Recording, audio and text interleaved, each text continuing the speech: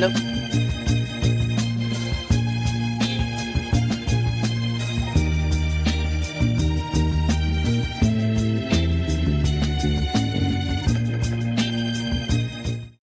matter how annoying it has been, I really do understand why so many Black people have been participating in this very kind of weird anti-Black Christian moment, right? And it's because of slavery. And that's really my final answer. Yeah, because Black people have needed heaven. Black people need to go to heaven. And Black people need heaven. Black people need God in a way that no other group of people have ever needed God. You know why? Because Black people have not believed historically that we would ever really experience the fullness of freedom in these bodies. By and by, we'll understand it better by and by. I'll fly away. We want to mount up on wings. We have decided we don't believe in freedom here so much that we have decided historically as a people that we need to get us some wings and fly home. And by home, we have either meant Africa, think the rebellion at Eagle Landing, where a group of enslaved Africans overthrew their captors and then walked into the water. And the legend is that they got wings and flew home. And or the way that there are many people who retell the story and they say they flew home, they flew away. But it's told as the largest mass suicide of a group of enslaved Africans that ever happened. So we're going to either fly home, we're going to wait till heaven, we're going to understand we got to get to heaven. And that is because of slavery. That is because it was so brutal and violent.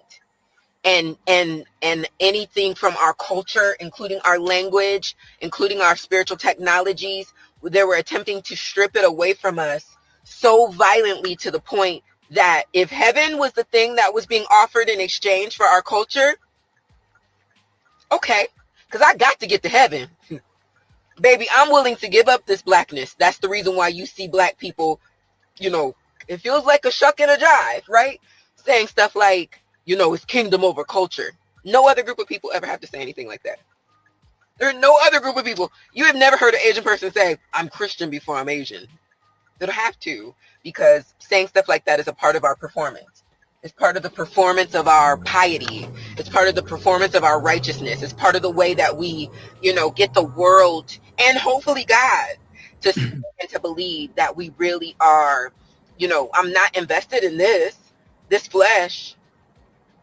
I just need to get to heaven. And yeah, it's absolutely because of white supremacist delusion. I'm only laughing because I feel like people can hear me like actually stating actual factual things and still be like, oh, you're pulling the race card.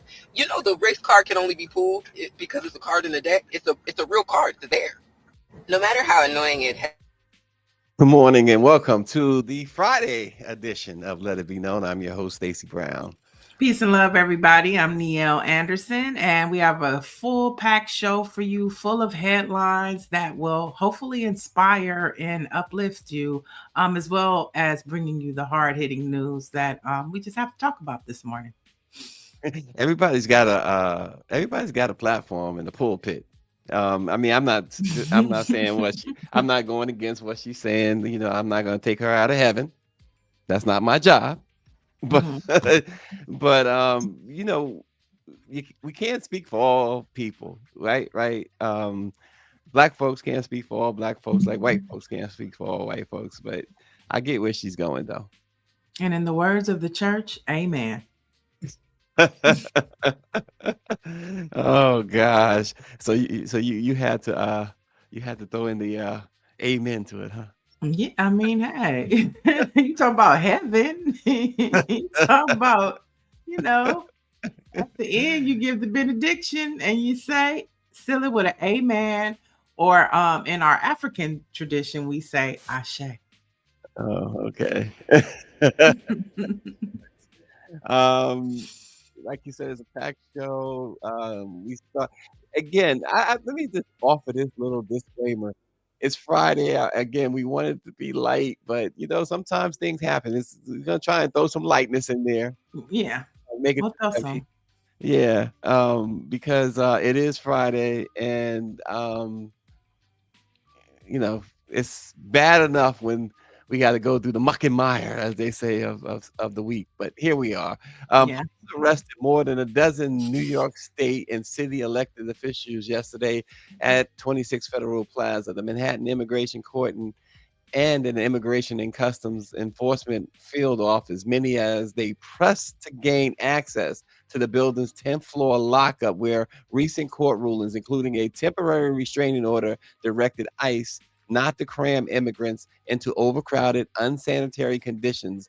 The lawmakers and other officials were arrested around 3:45 p.m., and they say they were attempting to conduct oversight following Mhm. claims that people appearing for court hearings were being confined for hours or days without proper food, medical care, or contact with attorneys, Niele. Oh, I mean, the more power, the more this clan gets away with, the more they wreak havoc. I mean, and this is just, another story about how we're in a state of emergency. Oh yeah, absolutely. Lawmakers being arrested. The president is now ordering that, looking into firing the U.S. attorney for the Eastern District in Virginia because allegedly or supposedly he couldn't find any evidence that New York Attorney General Letitia James has done anything illegal. It's just Mhm. so he's mad because she's innocent. But you know what? This is where we at. I forgot to acknowledge that it is Swag T-shirt day. Nielle's not wearing Gremlin, but she's always got Gremlin in her mind and heart. And Orangey is wearing Bethune Cookman. So good for Well, Orangey. I'm wearing my 1619 Oh, you got 16 our nights. I didn't. Oh, ancestors Spike Lee okay. t-shirt. So, I'm keeping it Oh, black. there you go. There you go. Stay, stay black, stay strong. There we go. But this is this stuff arresting um these officials is just it's off the rails. It's off the rails. Yeah, I'm waiting for the sign, the memo. Like, what are we supposed to do? I'm still waiting for it. Like, when is it coming? I mean, I see that there are protests coming up in October. And so I'm just waiting for that because there is a moment. Hmm. There are moments.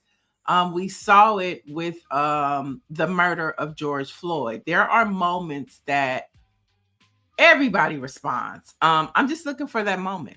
I don't think we've seen it yet, but I'm looking for it. I'm ready. But isn't that part of at least the small part or a part of what they are doing though to so that there wouldn't be some sort of response like it was after the George Floyd murder? I mean, I don't think they can control that because Mhm. it's just something that happens and that you're just supposed to respond. I think that we saw it in his first administration with the women's march, the women's movement when, at the time when Tamika Mallory and her other partners were involved. It was like everybody pulled up, even Mhm. men came out to support women. Like I said, we saw that with George Floyd. We can always go back to the March on Washington. We can highlight the Million Man March. There are certain movements that happen, and everybody feels like they have to respond. I'm Mm, waiting for yeah. that movement. I'm waiting for that charge. Well, so not to well, let me just say this. It took decades and George Floyd's murder before everyone finally came together, right? Black, Mm, white, everyone else. And then it spawned other things. I recall Rihanna marching in the Stop Asian Hate March in New York, during all of that. It took forever. So and just think about this. We are only 5 years removed from that.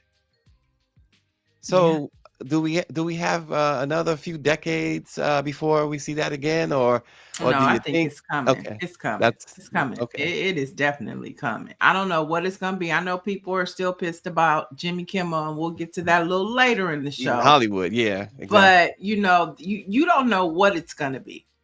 But what they're trying to do is Charlie Kirk us. And I don't think that it's happening for them the way they think it is. They're not going to get a nation to respond to racism. And I don't care if they're saying it's civil rights or whatever. I mean, it'll be interesting to see what Sunday looks like, because I'm sure of all of this state sanctioned television that Trump has control of, I'm sure all of those people will be airing that funeral. So it'll be interesting to see what Sunday looks like. um I don't think any network is going to resist because they're too Yeah. afraid now. Mm. Well, yeah, we'll see. Hopefully you're right. Hopefully you're right. Because the dam has to break at some point. Yeah, And it has to break in the favor of, the majority. right. So The levee's gonna break. the levee's gonna break. When the levees break. By the way, RNG says he's gonna sing you some swag hoodies. I don't know why he's singling you out. There's two of us here, RNG, But but you didn't go to nonetheless. HBCU. Did you go to No, I did HBCU? not. I went Okay, to then don't a worry about that. This is the PWI. HBCU That's thing. HB. Okay, I wouldn't understand. Okay. We'll invite you to a homecoming so you can. Have you ever been to a HBCU Oh, homecoming? yeah, I went to Howard's homecoming a couple Oh, times. okay, Yeah. then ain't no Me too. homecoming like a HBCU homecoming. I know y'all folks be acting up. And Y'all it be is acting up. HBCU season right now. It I mean, is. It homecoming is. season. So, Yeah, it is. Mike V is asking about interviewing Mayor Ras Baraka. Um, I have reached out to Mayor Baraka. The problem is his legal team doesn't really want him speaking publicly, at least to the media anyway at this point. But we'll keep trying. Mike, I'm a big fan of Ras Baraka only mhm, because of what he accomplished in Newark. We always talked about the situation in Flint, Michigan, which still should be talked about. It's not talked about enough, but they had a very, very similar situation in Newark, New Jersey, and Mayor Baraka got that stuff cleaned up and I mean turned it around among so many other things he's done for that city. mhm. So yeah, I would love to Mike talk to him again soon on the record as soon as possible. Um, Turning our attention abroad, Black maternal health is also a major issue in England. So we're seeing that systemic racism is not just a U.S. problem; it's across the pond as Black women in England are still facing poorer outcomes in their maternity care because of systemic racism, alongside failures in leadership and data collection. This is according to a group of medical professionals throughout the United Kingdom. Across the UK, Black women are, they say, more than twice as likely to die in childbirth compared with their white counterparts, while babies born to Black mothers are at an increased risk, I should say, of stillbirth.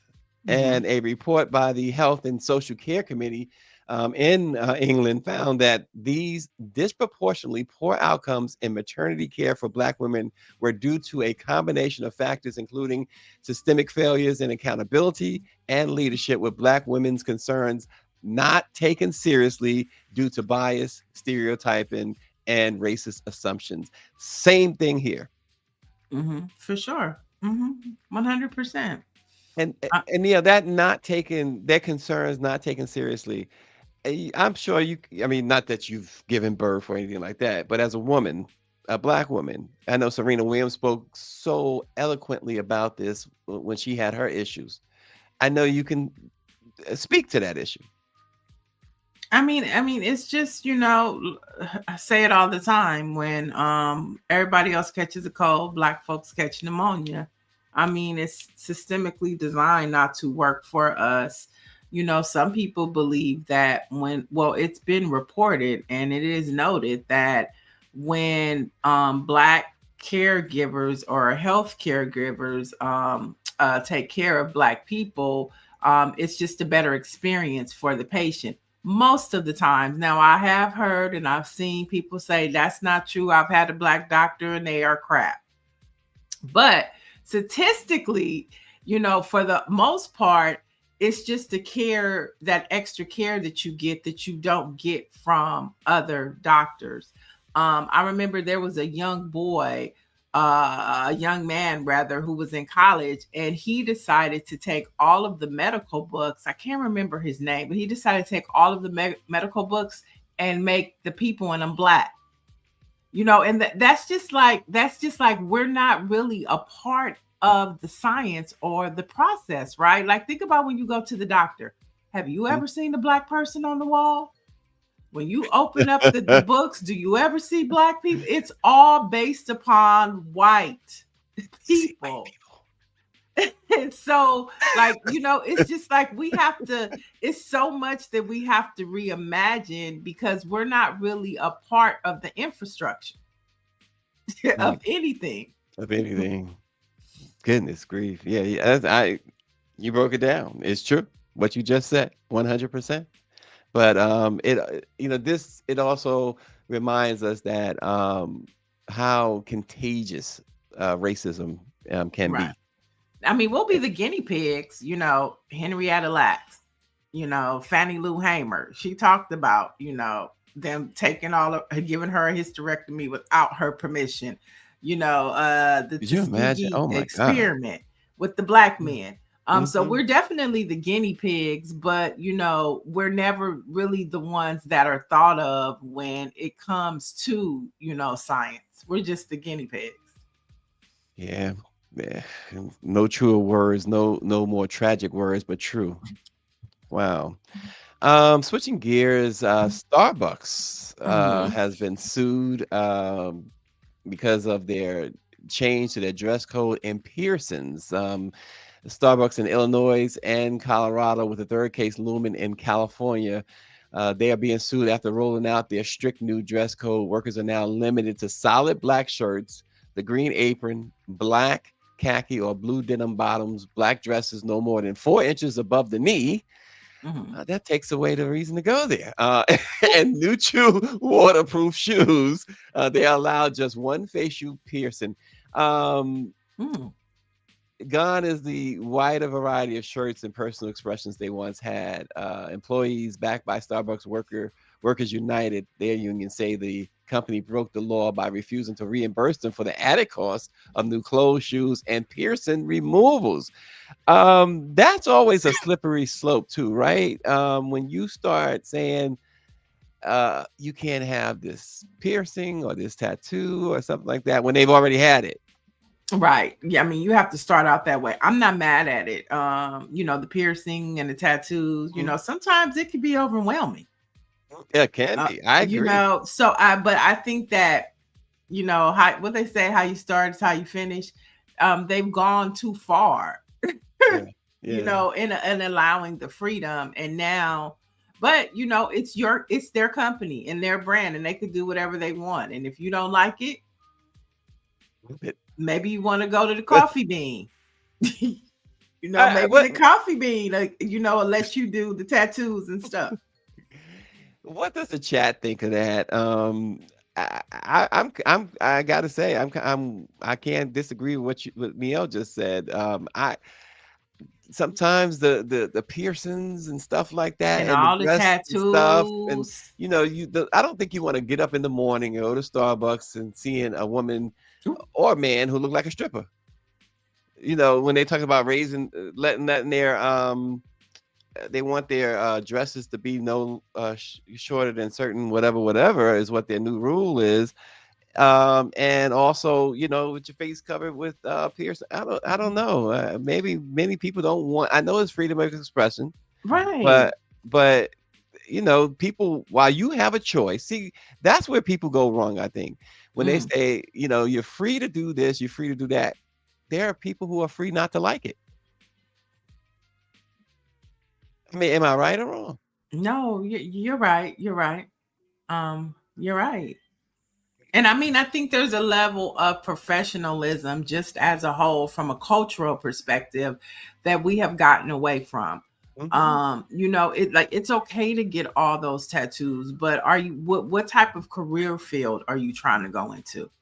Now, if you're Hmm. trying to go into a creative space to where, that's acceptable, then that's fine. If you're trying to go into corporate America, then you should think twice about, tattoo. Now, if you have tattoos that nobody sees, that's not a problem.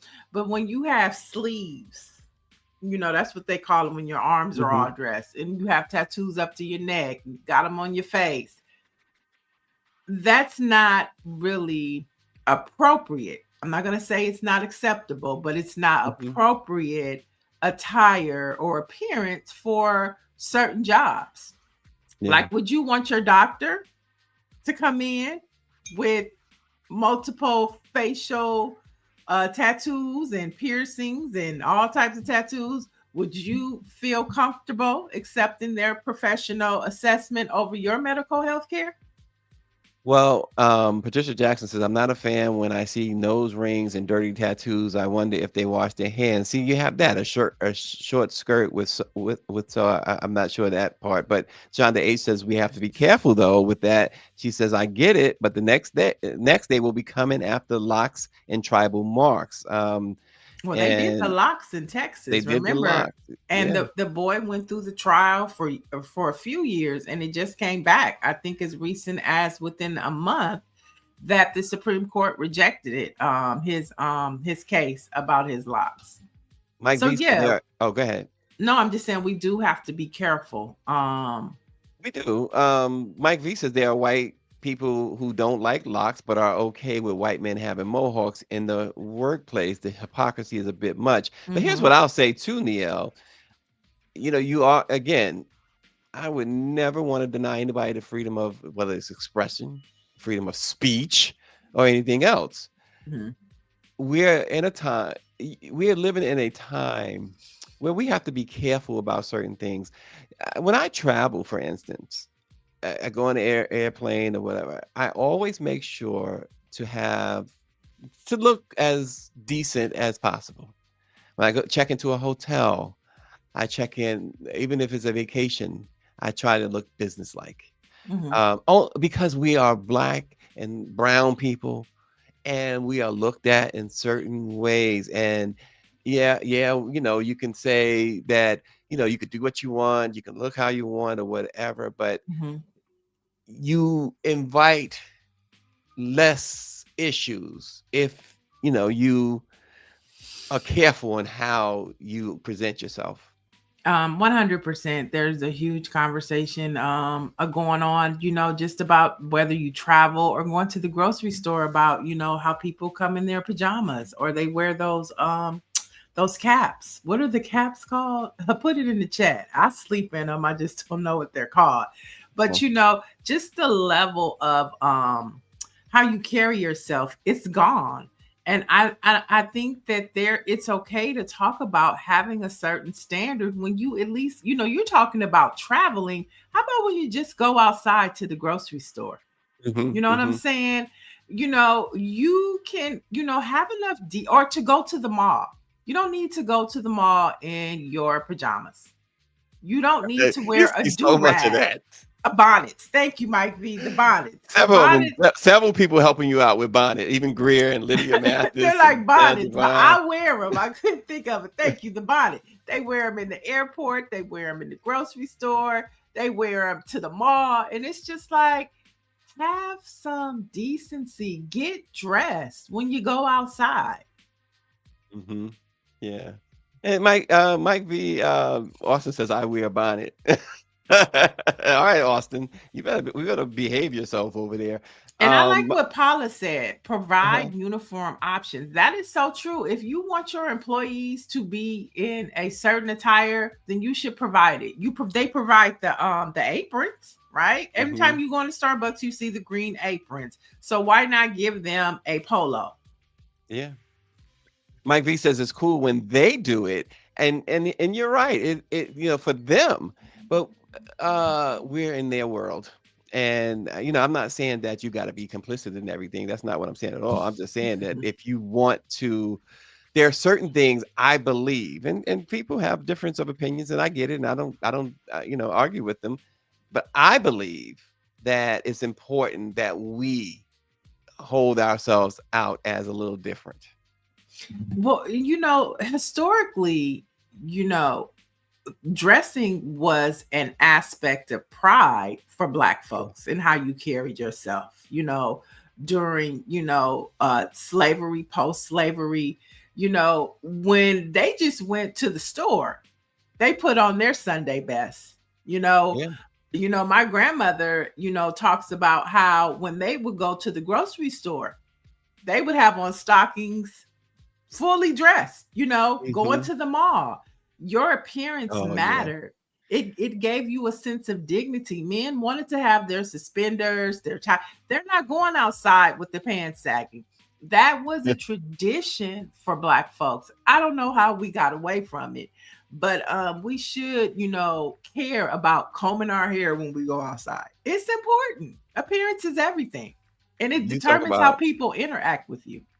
Yeah, you mentioned grandmas. My grandmother, man, she did not play that. She was going to be, like you said, dressed to the nines, no matter where she was going. She had her hat on, all different Right. hats and everything, and she just the dresses and everything. She was not going to be caught slipping. That's for sure, Yeah. man. So yeah, we can do better and we should do better.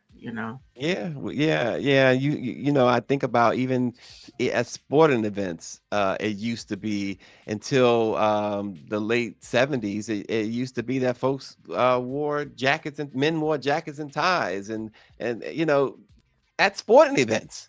Right. Austin Cooper says many are too casual in church attire too. Man, but I remember Bishop Noel Jones, he was like, we can't judge them. He said one day somebody came into church and the skirt was too high and the blouse was too low. But, that's all she had to wear. He said she might have just came into church off the street. So we can't judge. We have to be compassionate, but I think you're right. I see now people coming into church with pajamas on, with Daisy Mhm. Dukes on. Yep. There's just no dress code at all, and it's sad. It's sad to see. Yeah. All right. TV shows that The Root says Black America wish they could see it for the first time. This is a great, again, I've found a couple of great articles in the last few days or so on The Root. And this one I just thought was cool. I mean, it brings a little light to this dark world.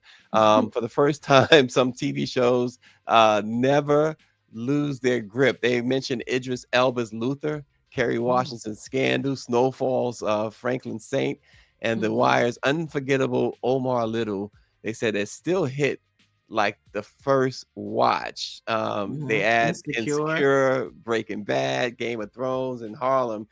Um, Black audience would love to return again and again. They list about 13 shows in all, in which they believe or say that Black audience wish that they could just see it for the first time again and again. Oh yeah, I've rewatched Scandal at least 3 times. Same with Insecure, Girlfriends. When you go back and watch Girlfriends, you realize how toxic their friendships were. Mm, Insecure, love it. Whenever I want to be inspired by, being an entrepreneur and just getting that LA vibe, you have no choice but to go to Issa Rae and Insecure.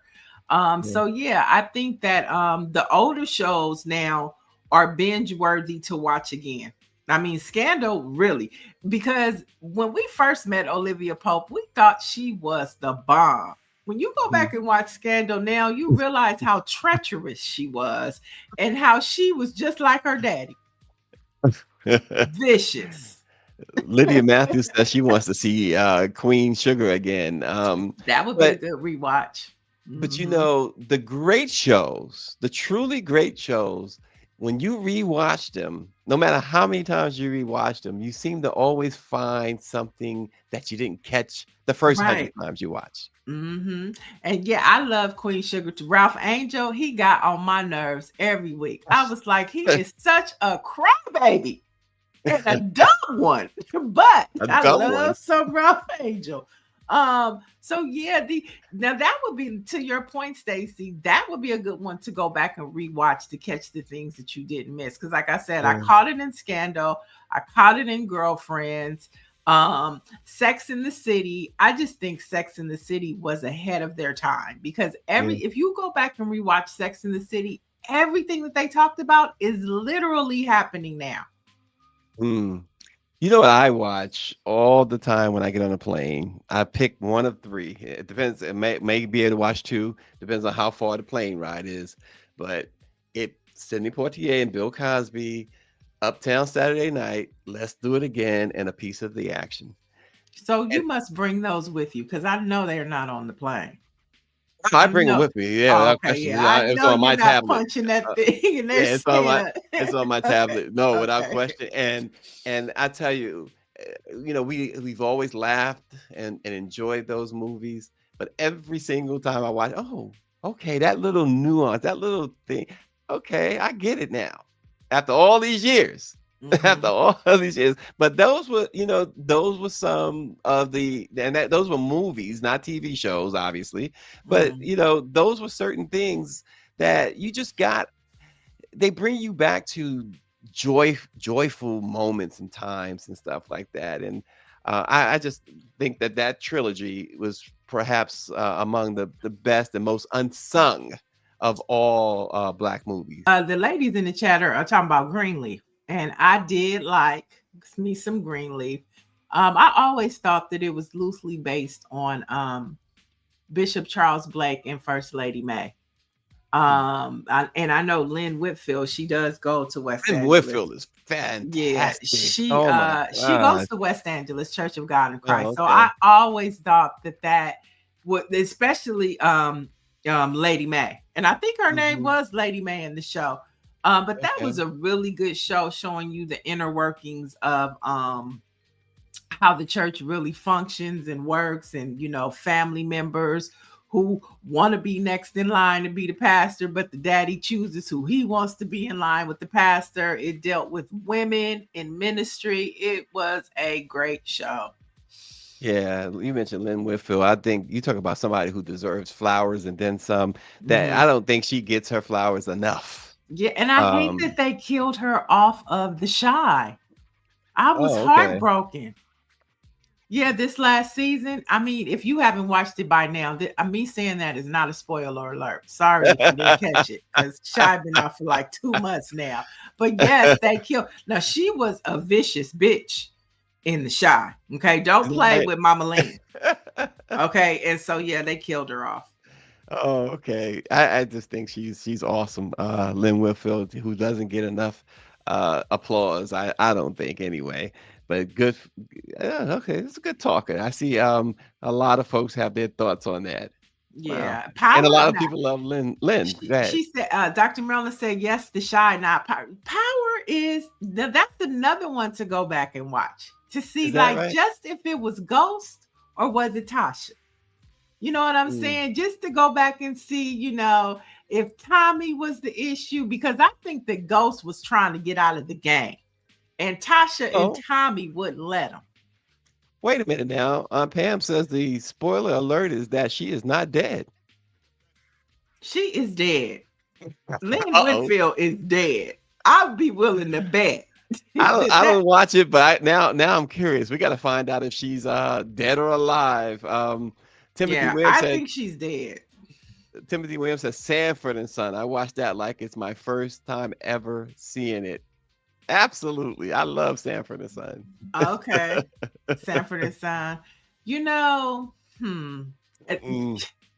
That wasn't one of my favorites, but I'm not Oh. hating on Sanford. No, he was just too ignorant for me. He was just, I Oh, I was just mean, not, George hey, Jefferson dude. was ignorant, But right? he was I guess I don't know what it was, but there was a difference. But yeah, they both were ignorant. That is for sure. You big dummy. Yeah. I'm coming. I'm coming. I'm coming home. When are you telling me I'm coming? He said, Elizabeth, I'm coming to join you, honey. Well, wow, Sanford and Son. Robert Redford. Let's switch gears very quick. His legacy with black filmmakers are now on display. Of course, he died earlier this week at the age of 89. But the black filmmakers at Sundance Festival helped. He helped lift a lot of black filmmakers there at the Sundance Festival. Barry Jenkins brought Medicine for Melancholy before Moonlight made history. Mhm. Ryan Coogler premiered Fruitvale Station, and you remember that. Ava DuVernay won Sundance's Best Director with Middle of Nowhere.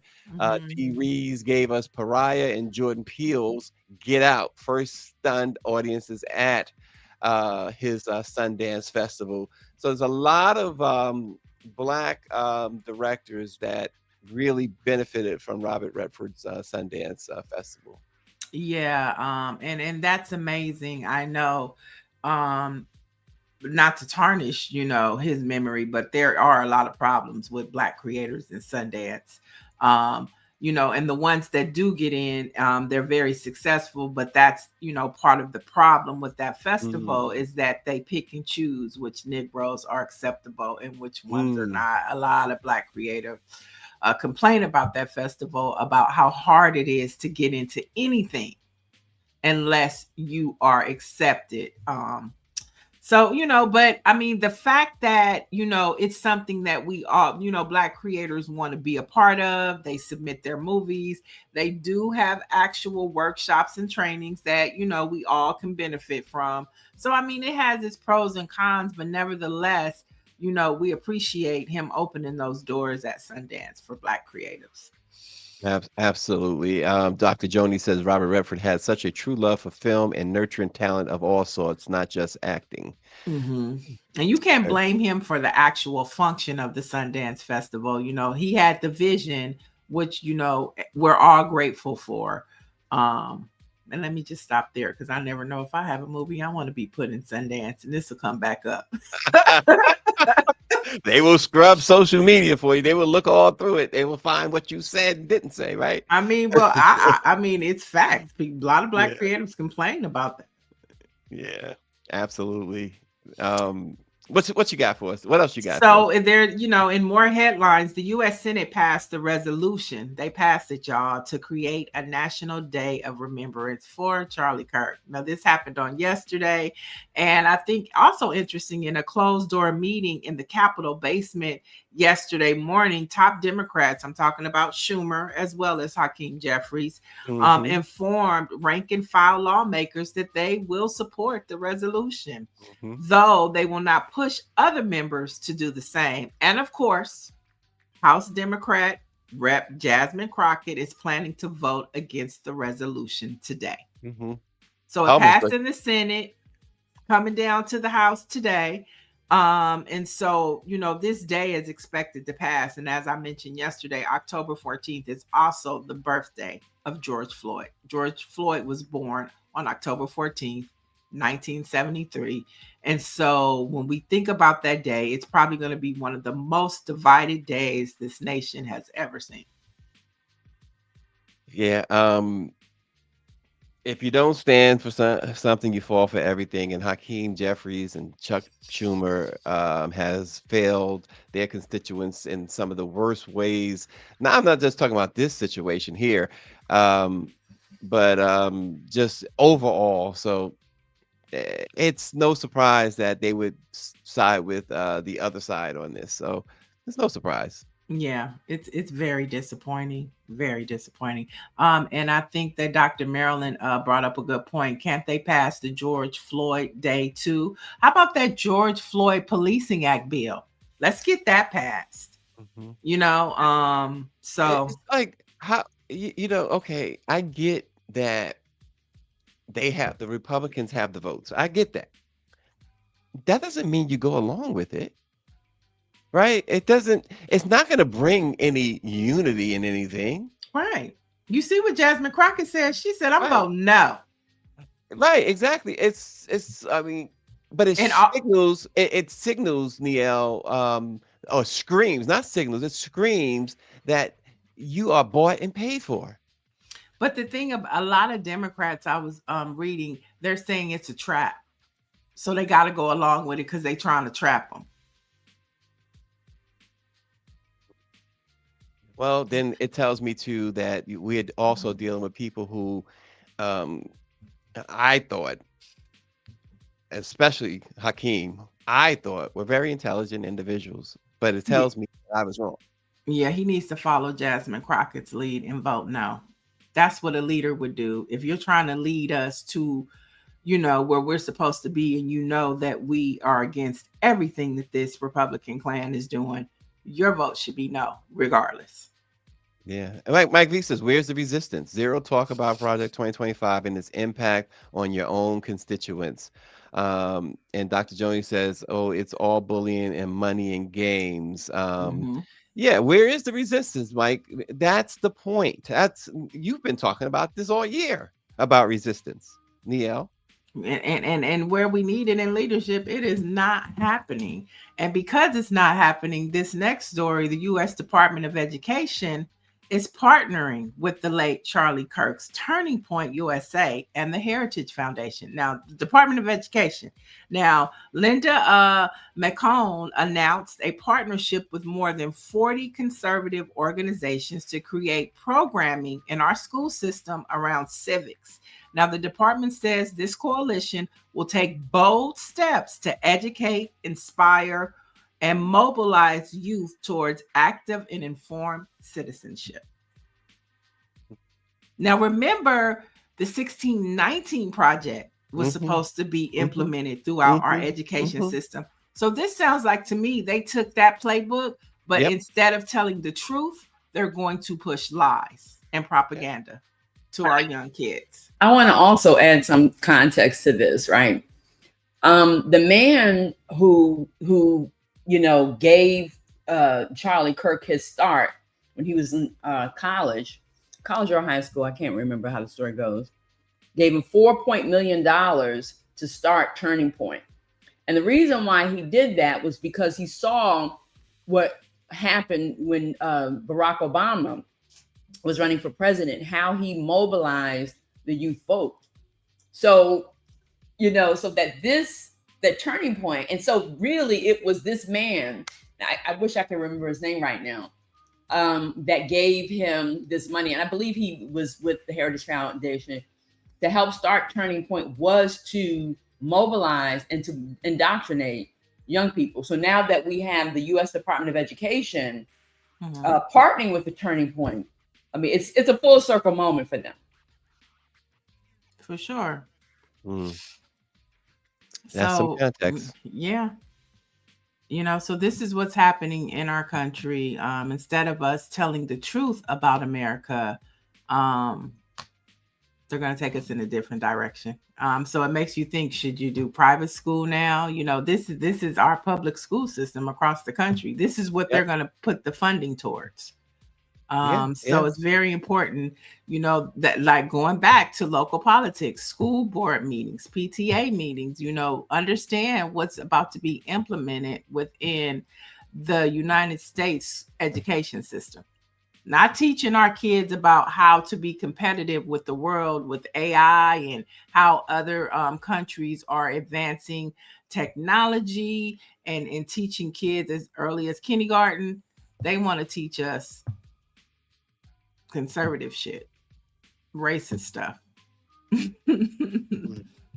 All right. Dangerous times. Dangerous times, and the times is getting dangerous because it's now happening in Indiana, y'all. Yesterday, Indiana State House was packed with protesters fighting against Indiana Republicans' plans to gerrymander the state.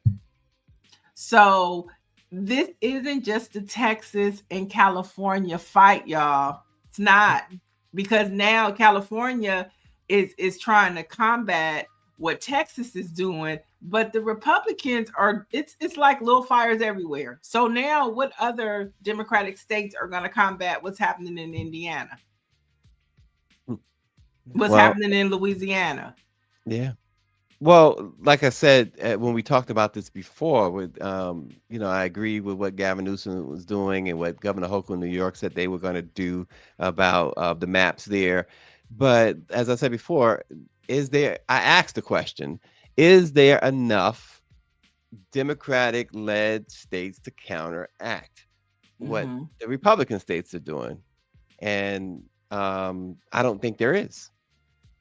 Some people say there is a path, but what I'm scared about now is I don't, I'm going to vote yes on Prop 50 here in California, but Arnold Schwarzenegger has already jumped ahead and was at USC this week talking about why it's a bad plan. And just yesterday morning during the news, I already saw no commercials for Prop 50. So Mm, they're already ahead of us with the advertising and the push. And so we know traditionally voter turnout is very low when it's a non-presidential election. And if it's a special election, turnout is really low. mhm, And so all it takes is for MAGA to because they're one thing that they can do is they can mobilize. They can turn their people up and out, but mm. especially when it comes to voting. So it's going to be interesting to see, and like I said, going back to leadership, Schumer, Hakeem Jeffries, the DNC, the DCCC, where is the messaging and the leadership we need to mobilize people to resist? It's just not there. Well, Dr. Joni makes a great point too. She says the problem is that blue states have rules that slow down the process of gerrymandering. Red states have horrid governments or governors who are only too happy to do as Trump orders, and Mm, that is true. The like New York and Governor Hochul was saying that there's some processes that they have to go through that it's going to take some time. right, right, right. So. And let's head a white rapper known for viral anthems supporting Donald Trump and Republican officials has released a music video with the country singer about public lynchings. So this is where we're at, y'all. The song "Good versus Evil" from MAGA rapper for Jetto Blow and country singer JJ Lawhorn repeats instructions for hanging people at sundown, an apparent reference to sundown towns that violently enforce racial segregation. And the song calls for a big tall tree and a short piece of rope to hang him. Mm. And he also uses the N word. Now he's known as the MAGA rapper. And now they're putting out music using the N word and talking about lynchings. Mm, mm, mm. Dr. Jones says it makes her physically nauseous. It's yeah, they are talking about, see, free speech over here, but no free speech over there. 4G Auto Blow. That's his name. His name is pronounced 4G Auto Blow. 4G Mm, Auto Blow. mm. Wow. Yeah, Dr. Marilyn, no words. Oh, Amber and then yeah, Rose. I mean, of yeah, course, okay, she's a of friend. course, of course. I mean, please.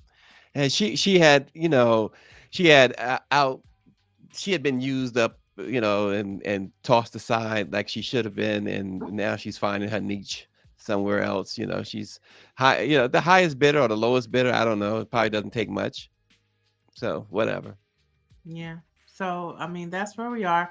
And finally, we have an update. This Jimmy Kimmel situation. I don't think that it's being broken down into to proper context as we should understand it, because we are going after Disney, but there's two bigger fish that we should be talking about. But first off, Jimmy Kimmel Live was replaced by Celebrity Family Feud, hosted by Steve Harvey. Um, yeah, interesting. After being pulled by Sinclair Broadcasting. Now, while many blame ABC, it was actually conservative leaning Sinclair and Nexstar that actually was the reason why this show was pulled. Now, Sinclair affirmed that they will not lift the suspension until formal discussions are held with ABC. regarding the network's commitment to professionalism and accountability.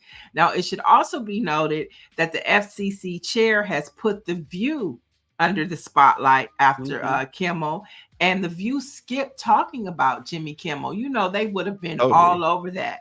And so what you have is Nexstar and Sinclair. Nexstar owns 23 ABC affiliates. Sinclair owns 38 ABC affiliates. So basically what they did was told ABC that we are not going to air it. So you better pull it, because ABC has all of their advertisers and everything. It's like a franchise. You know, you could have a McDonald's, you know, but if the person owns so many, they can take control. And so basically what they did a coup on Disney. It's not Disney. It's Donald Trump's friends at Nexstar and Sinclair. Those are the people that pulled Jimmy Kimmel, and they forced Disney to do it. And so now Disney has the backlash of people saying we're not going to Disneyland, cancel Hulu, cancel ESPN, cancel, Disney, when really Sinclair and Nexstar. And Nexstar is doing a deal with Tegna. I brought that up yesterday, right? Tegna owns about 20 ABC affiliates. And so the FCC told Nexstar, if you want Tegna, then you need to make sure that you pull or do something to Jimmy Kimmel. Well, this is how it all happens, folks. This is how you consolidate power. Because they Donald Trump friends. Yeah. Yep. They doing it. Yeah. So I mean, it's not just Disney. You know what I'm saying? It's not. I'm not saying that Disney does have responsibility, but it's not. It's Sinclair and Nexstar. They're pulling these strings. Yeah, Mike V says it right. This is it. They captured the media. Now they can broadcast their own ideology. But for years they had a problem with Black folks having BET. And Sinclair and Nexstar told Jimmy Kimmel, if you want to come back. It wasn't Disney. It was Sinclair. I think it was Sinclair and Nexstar. If you want to come back, you need to apologize to the family. No, not just apologize. He needs to donate money. I mean, can you imagine? So I mean, that's where we are with it. But don't just, it's a lot of layers behind Disney. And now they're threatening The View, Whoopi and all them. Yeah. Yep. And guess who now probably is rethinking how they approach things? Gayle King. Everybody is like, well, Trump mentioned Gayle King directly. That she was on the chopping block. She was next. And we know that he can do that because Larry Ellison, we talked about him yesterday. The man that's trying to buy TikTok. One of Donald Trump's biggest fundraisers. Contributed tons of money to Donald Trump. He's trying to buy TikTok. He owns Paramount, CBS, CNN. Okay. What else you got? So that's where we are. Yeah, Jimmy Kimmel is rich and he'll be fine. But it's not that. It's just what they did to him and what message that sends to every journalist, comedian in a television space. So that's where we are. And let's jump into what to watch this weekend. So the morning show returns to season 4 returns to Apple. Morning show. Now, just this conversation we were talking about, that's what the morning show is about. So if you want to see a show about big tech taking over television and journalists and everything that's happening right now in real time, it's happening on the morning show. So check it out. And then finally, Reasonable Doubt returns. It returned last night. Great show. Black cast, black showrunner. But now, guess what? They're caught like in a Tabitha Brown pickle because now everybody's saying cancel Hulu. And it's like the top black show on Hulu. So, but it returns. 2 episodes dropped last night. So go check that out as well. All right. Well, Just a quick hit on Black history before we get out of here. On this date, in 1881, Booker T. Washington opened the Tuskegee Institute in Alabama. Booker T focused on the practical vocational training and economic self sufficiency for African Americans through the principles of self help and thrift. He was born into slavery, but he built the institution from a small school with few resources into a respected center for higher education with a large campus and endowment by his death in 1915. All right. And we remember Booker T. Washington today. So what's the black on paper, Stacy? Black owned paper is the Indianapolis Recorder. It was founded in 1895 as a two-page church bulletin by George P. Stewart and Will Porter. The Indianapolis Recorder newspaper has grown into one of the most enduring and influential African American newspapers in the country. Initially created to serve Indianapolis's Black church community, the publication quickly evolved into a weekly newspaper in 1897. So the Indianapolis Recorder is our Black-owned newspaper of the day.